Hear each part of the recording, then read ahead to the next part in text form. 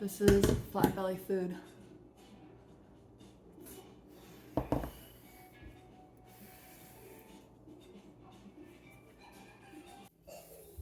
Hey guys, it's Victoria with Nutrition by Victoria and welcome to another video. I've got my thick shake here. This is frozen bananas, frozen ripe bananas, water, and cane syrup. I get this organic like pancake syrup. It's just like cane sugar syrup from the store. I mean, it gives it like a caramel flavor. So good. I'm having this for lunch. I've actually eaten a lot today so far. So my belly that I showed you is after at least a half a pound of dates, probably like 6 oranges, maybe half of a cantaloupe, and 1.5 bananas with some sugar added. So been really hungry. Lately my appetite's gone up some because I've been trying to do more cycle commuting. So I take at least one day a week where if I'm going to go anywhere, I just ride my bikes. It definitely increases your metabolism, burns a lot of calories, so you got to eat more.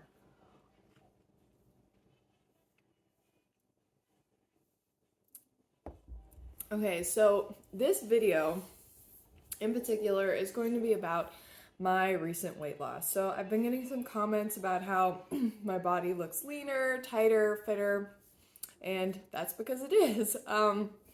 I have lost about 10 pounds in the last 6 months, and it hasn't been intentional.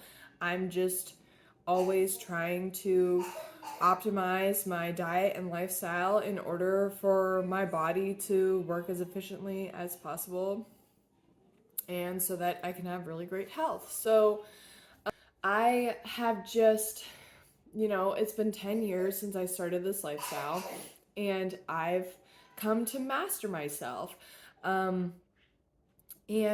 one thing I want to point out is that this whole time, like, I've been sitting at a healthy, like, body weight for myself. Like, all my, blood work has been good.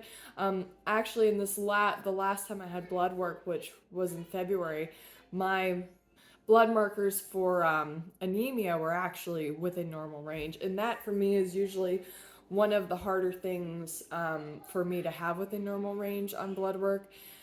Is to not be anemic. So my hemoglobin was in range and my red blood cell count was in range. And I think that has to do with me like feeling good and being able to get fitter and everything just working the way that it should. But my recent weight loss has really just come from being consistent with the lifestyle, and my body has like optimized its ability to know when it needs to eat, when it's done eating, what it prefers to eat. I still eat a lot of fruit and starch, and then I add sugar to taste. Like, I'll make a smoothie and then I'll taste it and then I'll put sugar in and I'll be like, okay, it's good now. But I did recently just eat an entire bag of like 800 calorie Sour Patch Kids on a plane ride home from vacation. So it's really like day to day, everything's different. But I'd say on average, I'm consuming about 2,500 to 3,000 calories a day, probably closer to the 3,000 calorie range, and probably more than that on some days too. But I'd say on average, it's 3,000 calories a day. I'm almost 6 foot tall, and I'm active, and yeah, that's just what makes me feel good. I'm not restricting my calories in order to lose weight. My intention is only for my body to drop weight if that's what it feels like it needs to do. So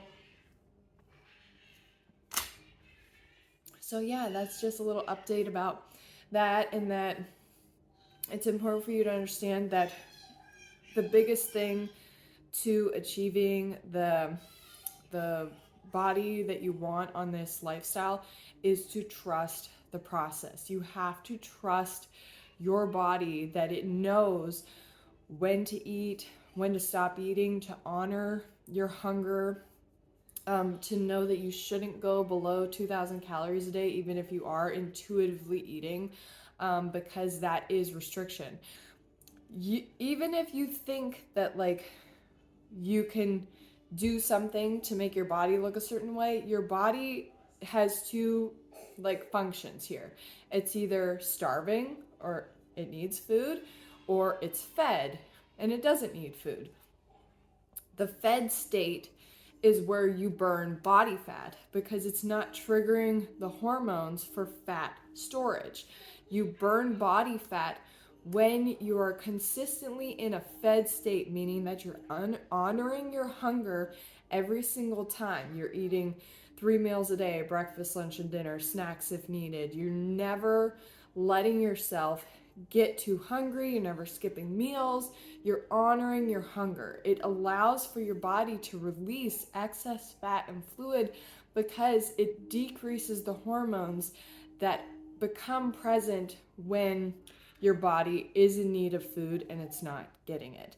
This can be done unintentionally. You can unintentionally um, uh, calorie restrict, and because of that, you will prime your body to be a fat storer when your calorie intake inevitably goes up because your hunger drive kind of overrides um, your ability to control the little amount of food that it is that you're eating. Now, I will say that for a period of time when I was recovering from undereating, I was eating 4,000, 5,000 calories a day. It's known as hyperphagia. It's what allows your body to recover from a state of starvation. It happens whether you've starved yourself long term or short term. And starving means that you're going without the necessary amount of food that your body requires in order to run its metabolic functioning optimally.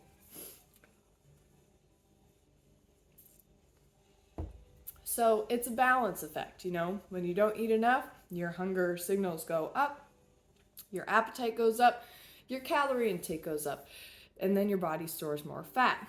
Now, the fat storage is minimized when you consume a low fat, plant based vegan diet, and that's why I never like blew up. I never got obese. I never was even overweight. I was carrying extra weight. But if you look at anybody's like BMI range, it's enormous. Right now, I'm sitting at like a 21 BMI, but I was all the way up to 24 BMI at one point when I was recovering from a massive bout of starvation. So this could be as big as a 60-pound weight gain because you starved yourself for so long and you are at this like really low BMI, and then you need to like counter that with a higher BMI and a really high calorie intake. Or it can be as little as you had a small bout of calorie restriction because you were sick, or because you were starving yourself for a bikini competition, or because you're doing a low carb diet, or whatever it is. Or you just didn't have access to food, because you know most of this is all first world problems. But it is a reality that a lot of people don't have access to enough food on a daily basis, and when they do have enough food, then there's like a weight gain effect. Actually, people used to kind of like idolize the female figure that was heavier because it meant that that woman had access to more food. And of course, like, we're trying to determine here now whether like a lean figure in our modern day or a heavier figure for a woman is optimal. And what I will say is that the lean figure needs context. Like, did you get there because you're eating a 1,500 calorie a day diet that you purchased from Hyperphagia? or or are you like ultra lean, like Get Fit with Natasha, because you've never ever went on a diet your entire life, you've never taken birth control, you've never used drugs, and you've always eaten enough food, because that is the ideal. Like when you eat a high carb, low fat, plant-based vegan diet your entire life, you will always be skinny, a lean bean. But the difference between that and somebody who starves themselves are major, like hormone and metabolic differences. And then when you have your heavier person versus your lean person, in some cases, actually in a lot of cases, the heavier person is in a better metabolic shape than your lean person, because this person isn't starving themselves. They just probably need to cut the fat in their diet, or they're recovering from having been in a calorie restrictive mode. And versus the person who is in the calorie restrictive mode, where they're risking their bone density, their cortisol's really high, their sex hormones are low, like estrogen, like ultra low, like not having periods and hair falling out, and hypothyroidism and things like that. So you really need context when it comes to the way a person looks in order to determine whether they're healthy or not. I think that that's all I'm trying to get across with this video, is that I am in really great health. I feel really good. I'm performing great athletically. I just have a lower amount of stress that I feel on a daily basis. And all of that comes down to just honoring my basic needs, getting enough sleep every day, drinking enough water every day, staying active. But most importantly, I have been eating a consistent amount of calories on a high carb, low fat, plant-based vegan diet for a long time. There was periods within this last 10 years where I was doubting the process and I would drop my calories down, but there was always a rebound effect from that. So you can have your major yo-yo dieting, and then you can have your small yo-yo dieting, but it's all yo-yo dieting, and it all programs your body for fat storage after the bout of restriction. The only way that you can healthfully lose weight is by honoring your hunger drive, eating a consistent amount of calories every single day, and your body stops. It down regulates the hormone signals for fat storage, and it turns on the hormone signals for fat burning. And it makes a lot of sense. When you have a consistent, abundant, regular amount of food coming in, your body's like, I don't need to store fat. And that's how this works. Okay, thank you so much for watching this video. Leave any comments or questions down below, and I'll see you guys next time.